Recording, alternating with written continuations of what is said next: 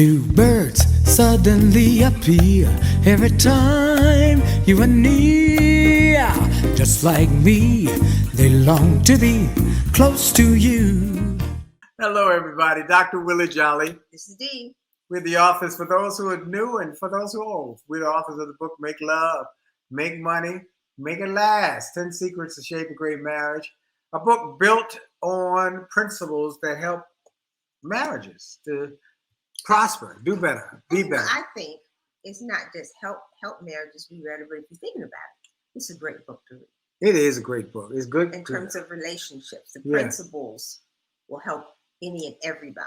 Yes, any and everybody. It can help. Even we had like the Cazares. They said the book helped them. They've been married 40 years. So welcome to everybody. It just kind of gives you a structure to actually think about your relationship. And it didn't come from us, it came through us. Because it was the blessing of us sharing what we knew, but then the blessing of the people we met along the path who blessed us with their content, their ideas, and their success stories. So and it's just, and it's organized well in terms of looking at how different the individuals are, the two individuals are in the relationship. I was talking to Avery, who's our newest nephew by marriage, and we were talking about the financial differences in relationships, in individuals in relationships. Explain.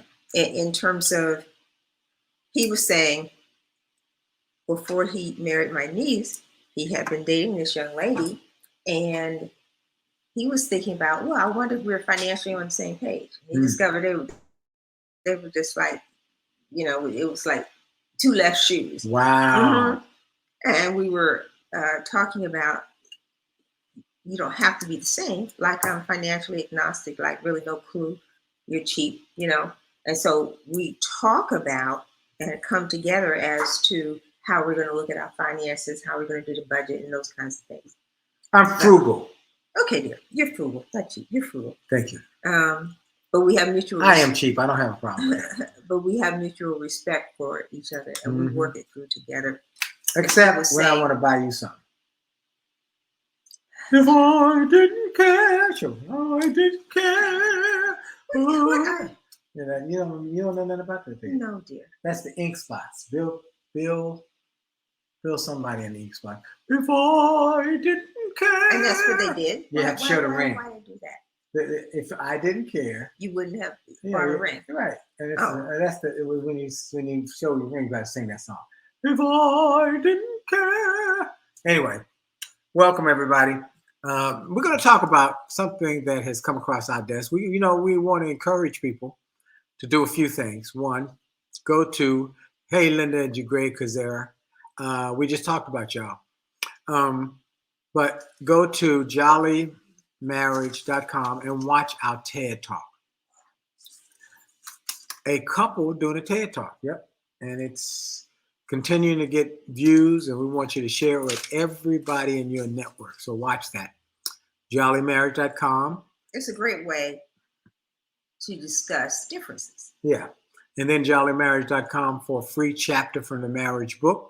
We are starting to talk about, we're going to be putting this out to the world, that we are looking and waiting and watching for people who want to access and influence and impact our audiences who want to be our partners, our sponsor partners, because we are starting to have sponsor partners in many other areas of our businesses.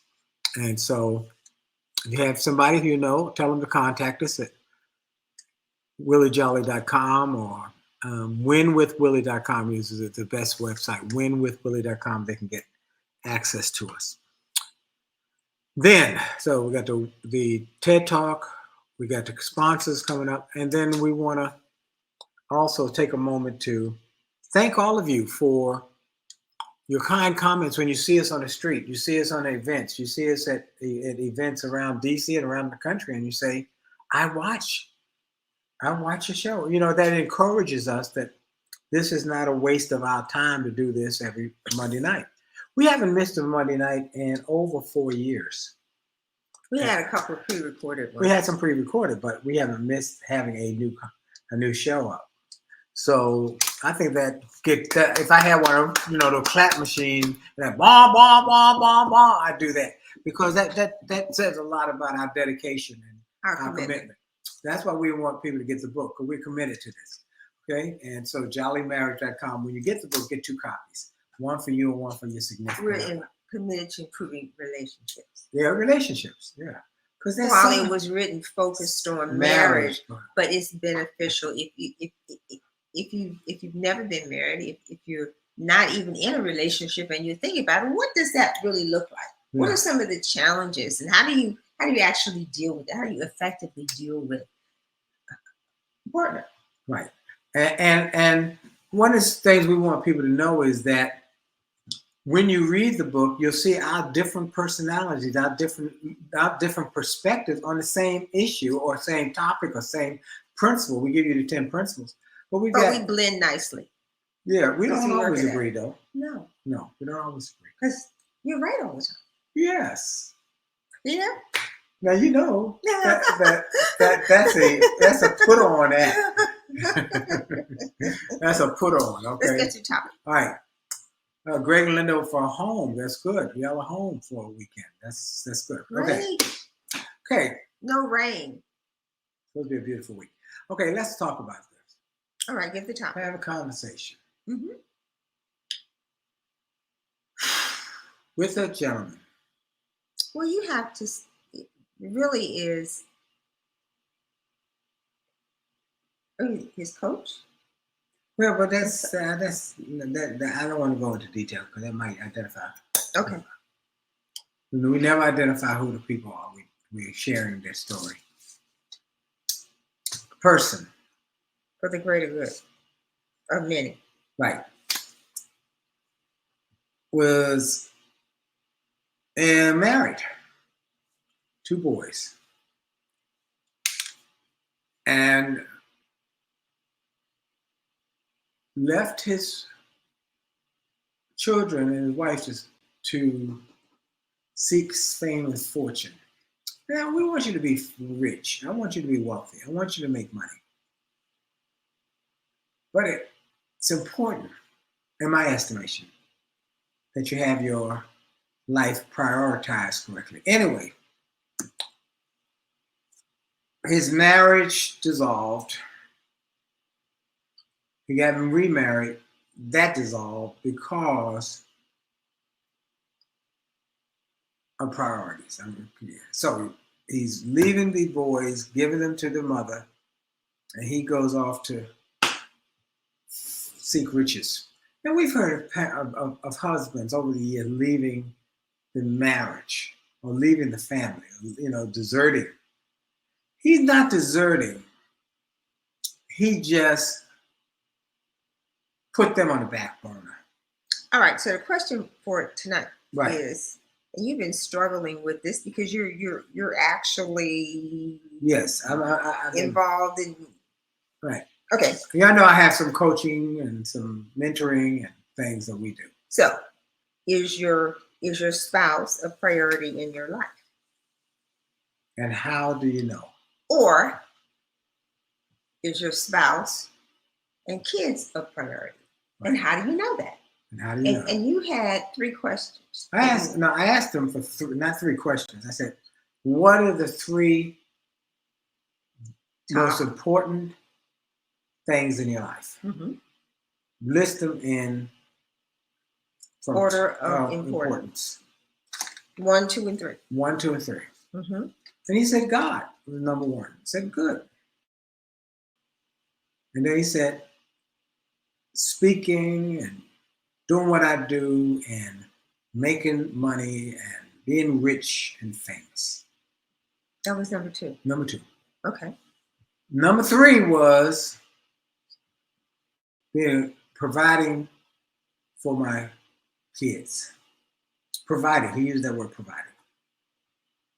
Okay. And my response was, the priorities are jacked up. They messed up. Your priorities are out of whack, out of place. They're wrong. Maybe nobody told you, but I'm gonna man up and tell you the truth. Why do you say they're out of whack? Because God first. God first. That's great. I'm with that.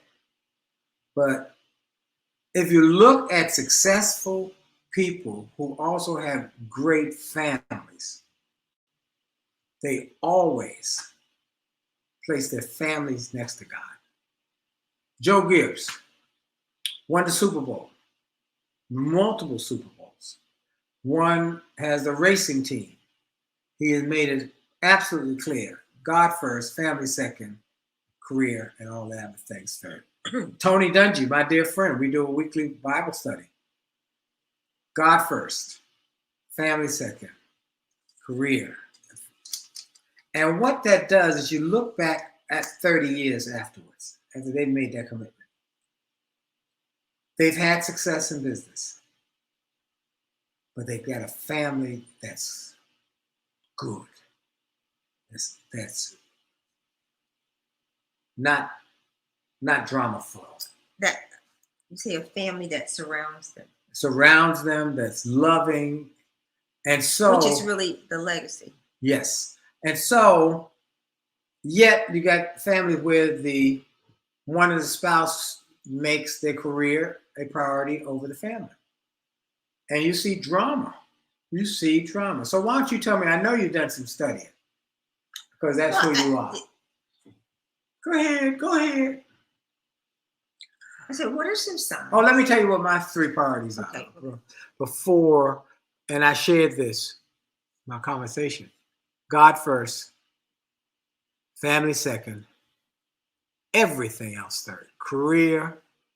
And as a result of that, and that family thing is not just my immediate kids, but my surrogate children. My brother died 20 years ago. Yeah, 20 years ago. He had 5 children and 2 stepchildren.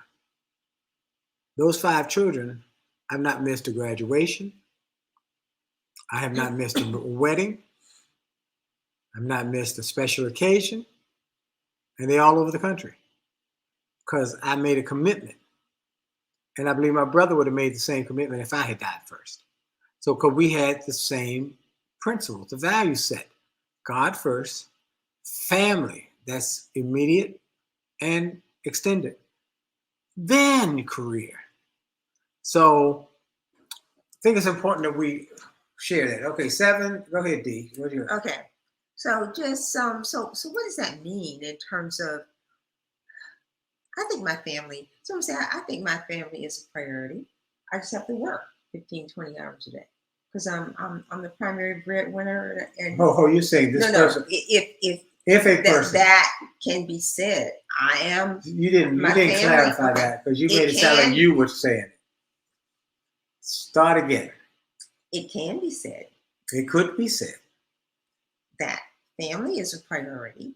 It's just that I have to work 18 to 20 hours a day. Okay. I'm in a very stress-filled position. I might be in line for a partnership. Okay. And they simply have to understand. The family has to understand. Mm-hmm, mm-hmm. Okay. So maybe just the hours, because some would say, well, the hours that I put in is not a measure. All the hours that I put in is not that's an interesting concept where you got of my love for my family members. That's one. Well, that's dig in there because there are a lot of CEOs and executives who have very demanding schedule. I say it's not always the amount of time.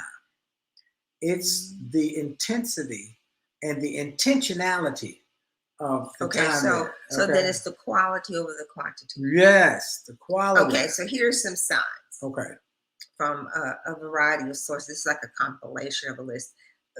When you see yourself as an independent and not as a couple. Okay, so you're married, but my job, my career, and you really don't factor in the fact that you are more than just yourself. That you're a couple. Okay. That might be a sign that there's a problem. That you're not prioritizing your mate.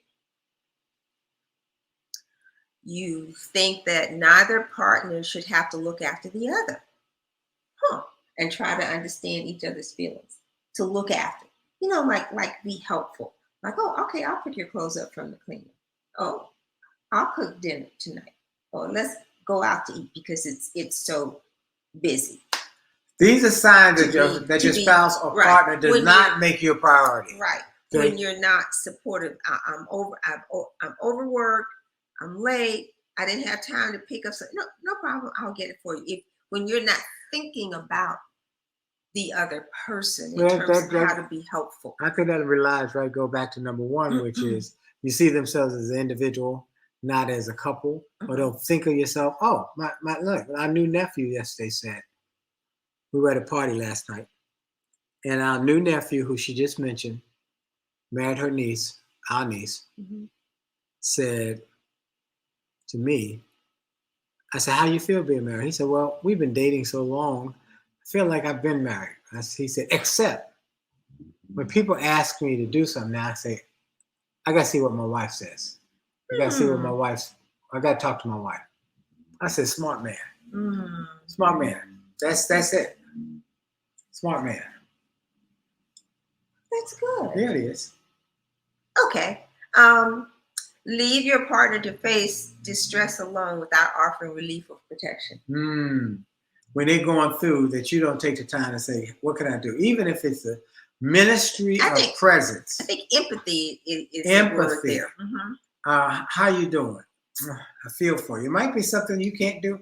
You can't help them with at all. I mean, remember when William was in law school, second year, and he was having real anxiety issues. We never seen him. Williams even killed all the time, but he was having extreme anxiety issues. And I knew nothing about being in the law school process, how difficult, how challenging it was, or could be. But I sat with him, and I said, I don't know exactly what you're going through, but I'm here for you if you want to talk. I don't know. I won't be able to answer the specifics. But then we talked, and we realized he needed a mentor. And that's what we did, got him a mentor. In the legal profession. In the legal profession. Who helped him through the process. He calmed him down. He went on and finished law school and passed the bar. 3 years. First time he took the bar, he passed it. Boom. All right. Another red flag is you put your personal needs above the needs of your partner. Now, what might that look like?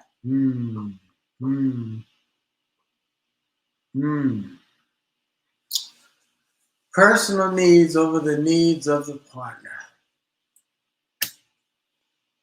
Social meetings, social gatherings, evenings out.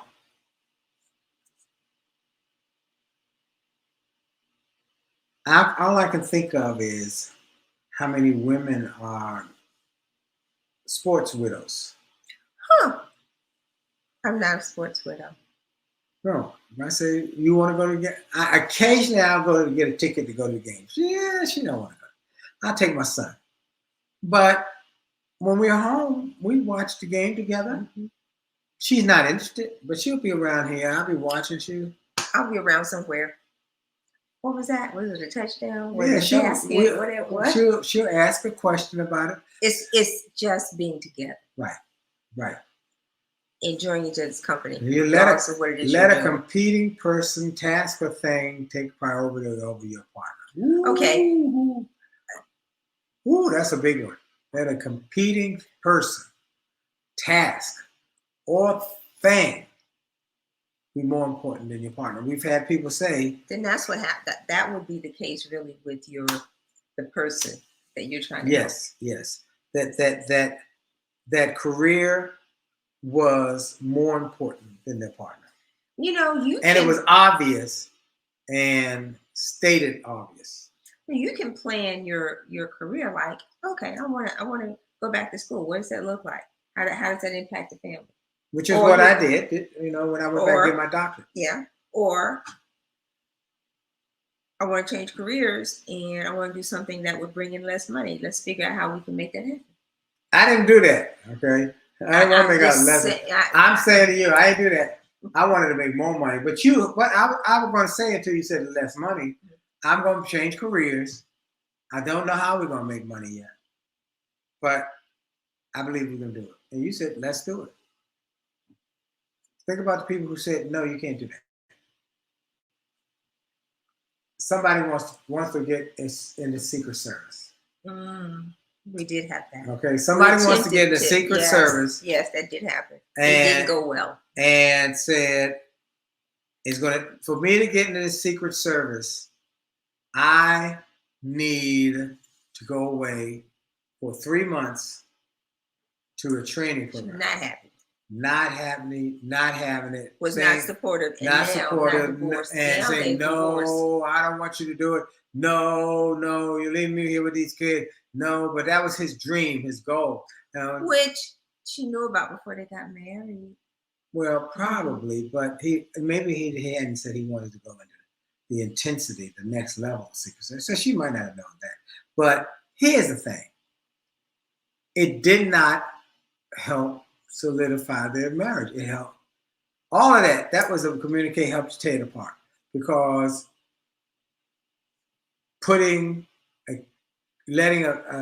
something else take over your partner, and not communicating effectively, not tying in, buying in, saying, I know it'd be hard, but let me say something your niece said to me last night.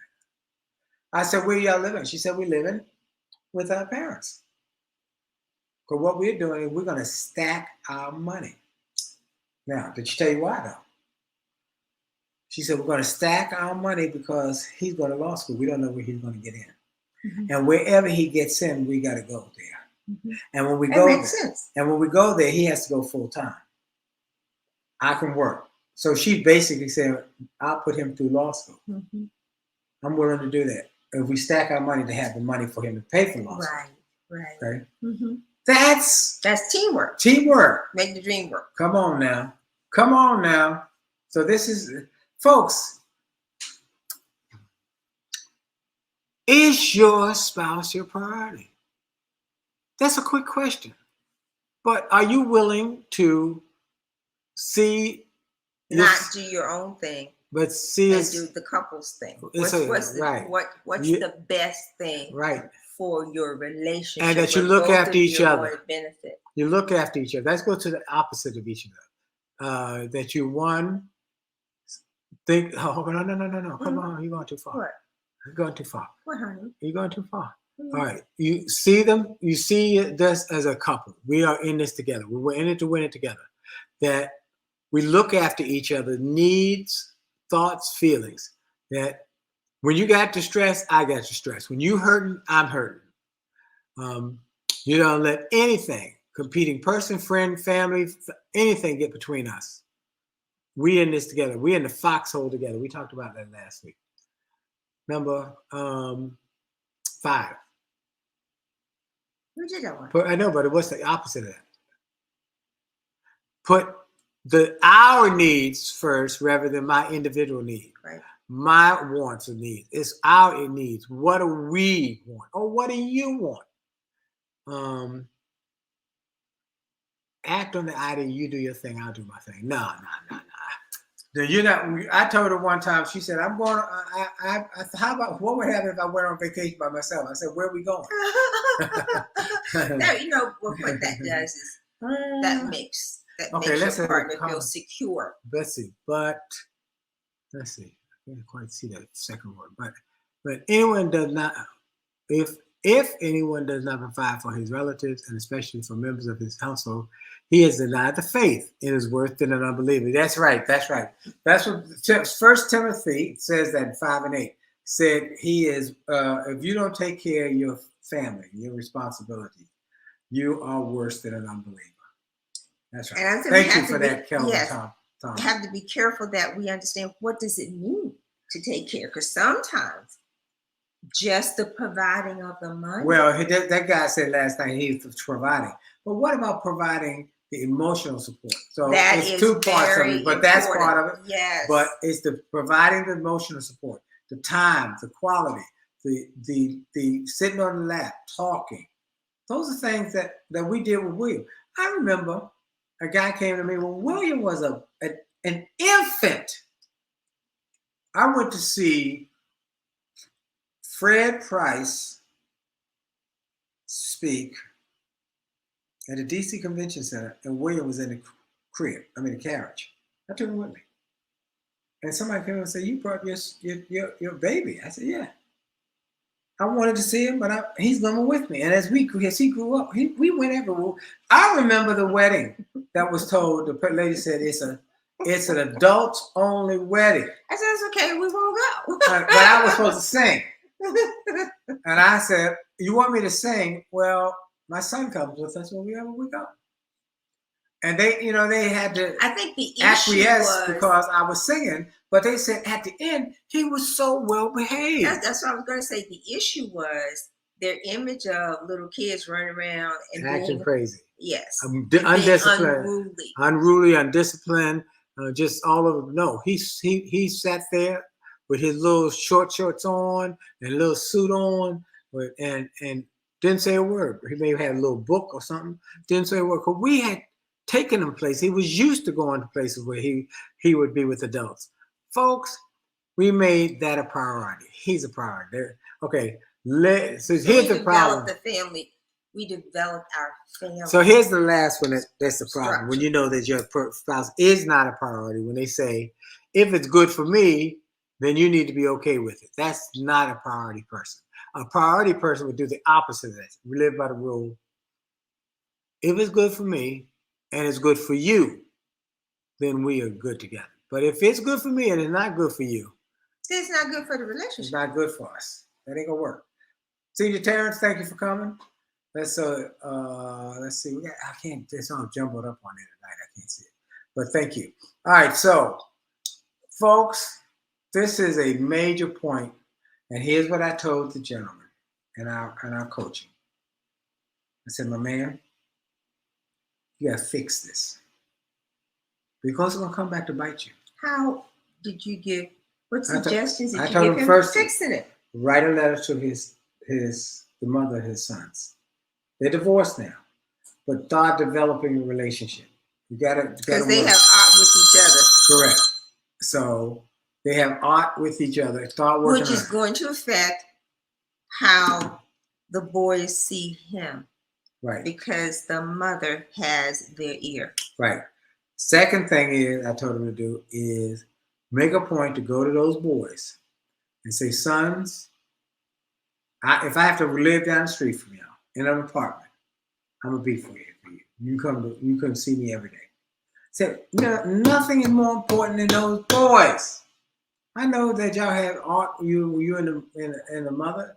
Maybe y'all can work it out because in the relationship with the boys, of course, it should be that they're a priority, but it doesn't always work. There's a lot of drama. There's a lot of, somebody's hurt, somebody's scorned, somebody, you did me wrong, song, okay, whatever. But I don't want to dwell on that. I want to dwell on the family. These boys need their dad. And I know it's hard. I was a single dad for a while. It's hard. When we got married, I had a daughter. It's hard.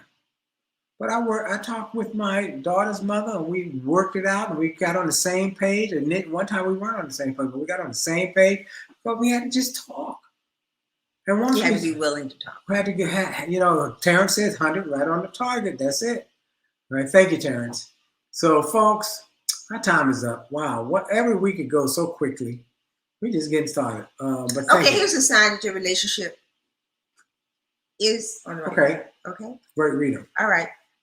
You have an emotional connection is a priority. Yeah. So what's an emotional connection? You like being with each other. You're working through your challenges together because you want to. You don't want to hurt each other. You don't say I'm walking out. We work through it. That's right. All right. Take time to know and care about each other's thoughts and feelings, which is communication. I think about you. I talk about you. Honey, we are going through the list now. Oh, yes, we are. Okay. They use their knowledge to protect each other in private as well as in public. So they wouldn't say something derogatory, things that they may know. but they always hold their spouses, their mates, their significant other in high esteem, in private as well as in public. So you're not trying to drag each other down. You talk to each other first when there's something to be discussed, and not everybody else. Nobody before you. No. They respect what their partners think and feel, even if their thoughts and their feelings are different than their spouses. And then we've done mutual that. Respect. We respect each other and we talk about it. Sometimes I say, well, I don't quite get that. I try to get you to understand what I'm feeling. Yes. You turn me on.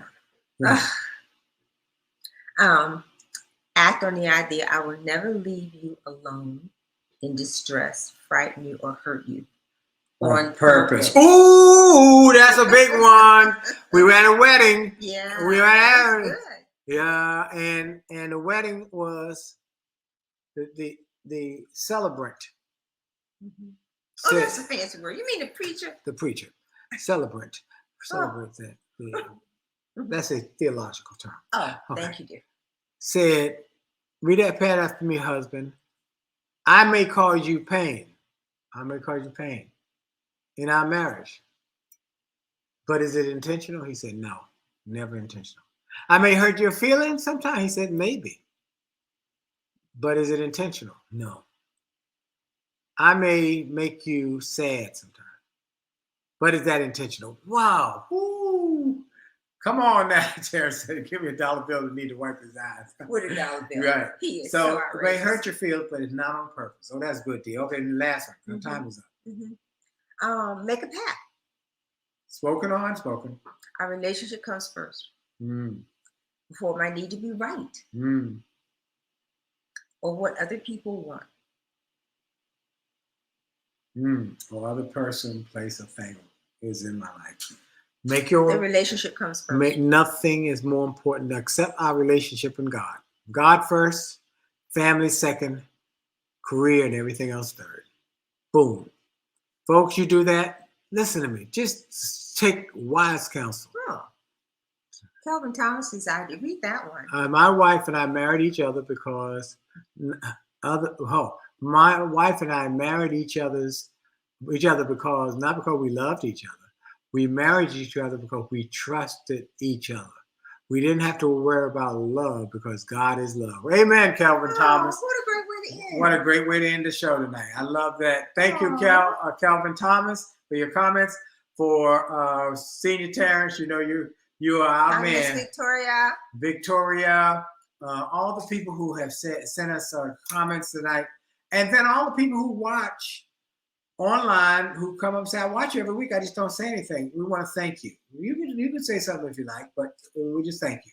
And then finally, all the people who watch on the replays, thank you. And all we ask you to do is keep sharing it with everybody you know. Because we want to make a positive difference in relationships. Around the world. Yes. Globally. We're going to go global. So we got the book now available. Hardcover, collector's edition. These are second edition hardcover copies. You can get them. Terrence, we got to get to that topic soon. Do we like each other, men and women? He can certainly say. All right. Okay. 2 copies when you go to JolleyMarriage.com. Jolley Marriage, get 2 copies, or get the bundle. Watch the TED Talk, and then if you need Terrence said, just buy the book, y'all. Just buy the book. Get one for each of you. And then if you need some repair, we got the Relationship Repair Series. Event is at JolleyMarriage.com/events. JolleyMarriage.com/events. It's financial. It's single programs on communication, finances, sex, family, and blended family. And then another bonus session on the biggest issue that break up marriages and how to fix them. You can't do better than that. Thank you so much. Go get that today. For sharing with us this evening. See ya. Our time is up. Jolly out. Jolly out. We're going out with our song from my one-man show, which we're about to relaunch here in DC. Here we go.